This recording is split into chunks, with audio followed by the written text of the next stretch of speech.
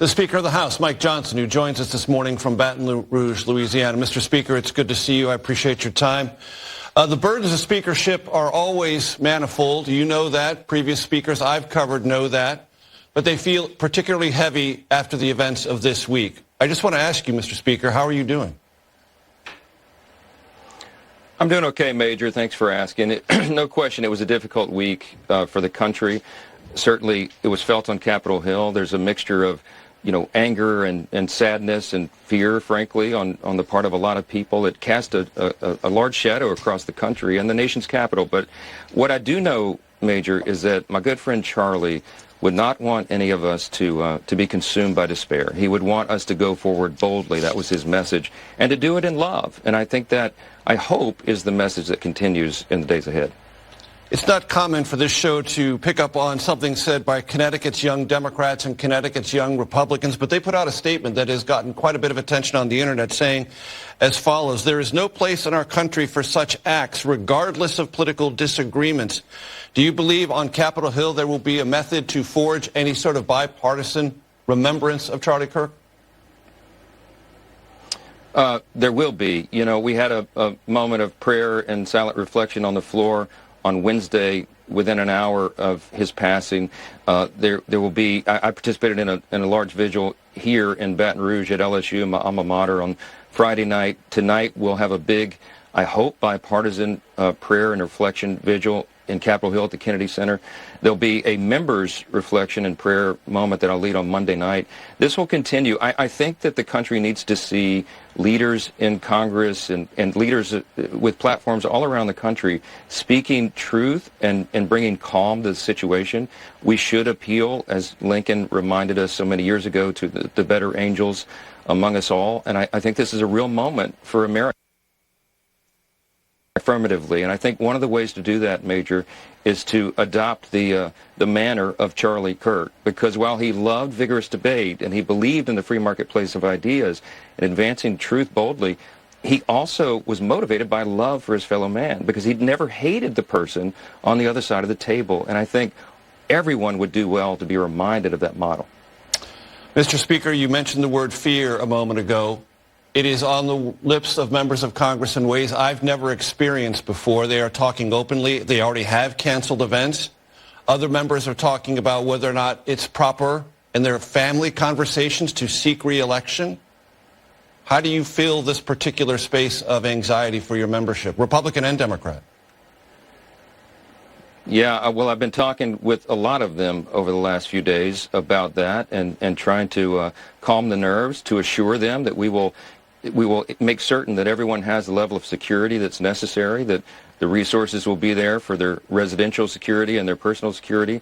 We're evaluating all the options for that, but also to be reminded that it does take a certain measure of courage to step out and to lead. I mean, our first responders do it every day, our members of the military do it every day, and political figures as well. But I think if we all adopt these practices together and we turn down the rhetoric, we cease with this idea that policy disputes are somehow an existential threat to democracy or the republic.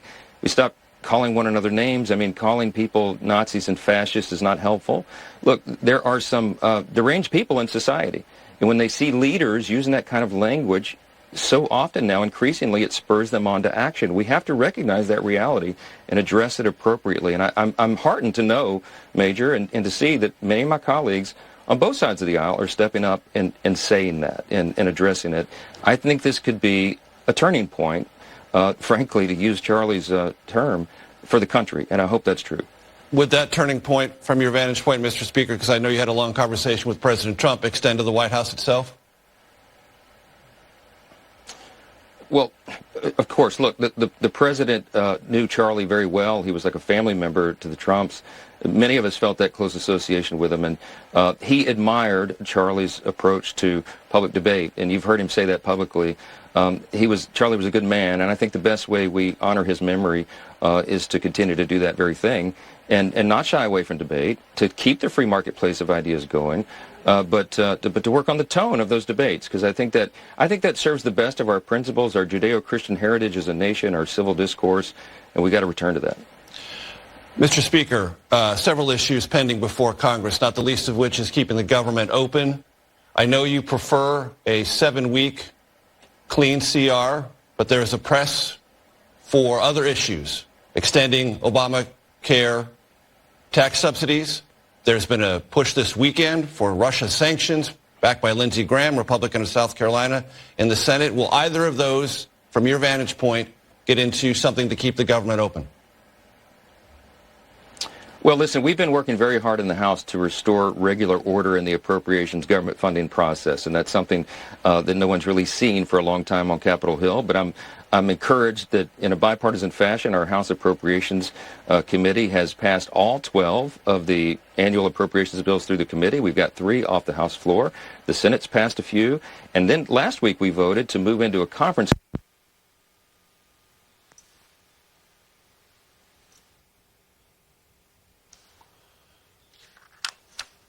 Okay.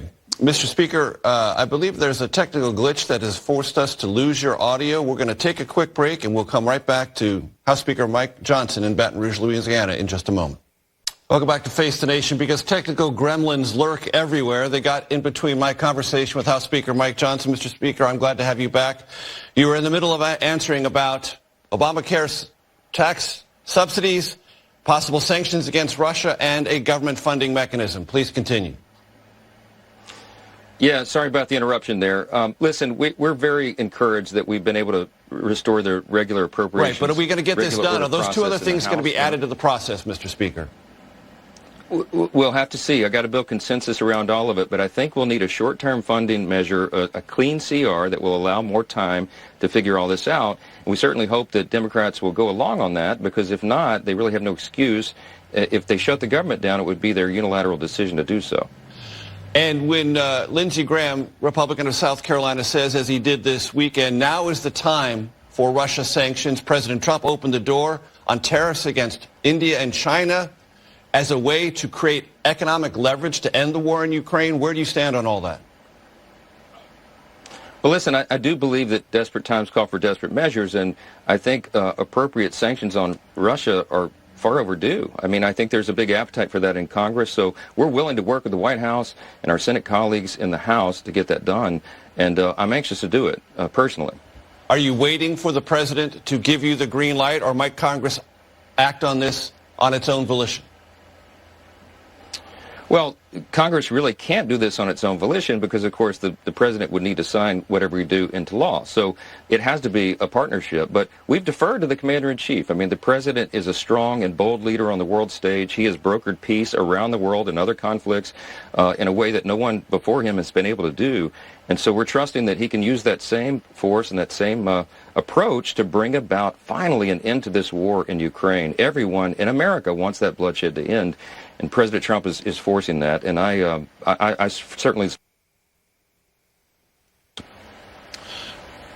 Okay, Mr. Speaker, I'm told that the technical difficulties keep arising, so a bit prematurely, we're going to end our conversation here to spare you and spare our audience from continued mayhem by technical gremlins. Mr. Speaker, I appreciate the time. Thank you for joining us on Face the Nation very much.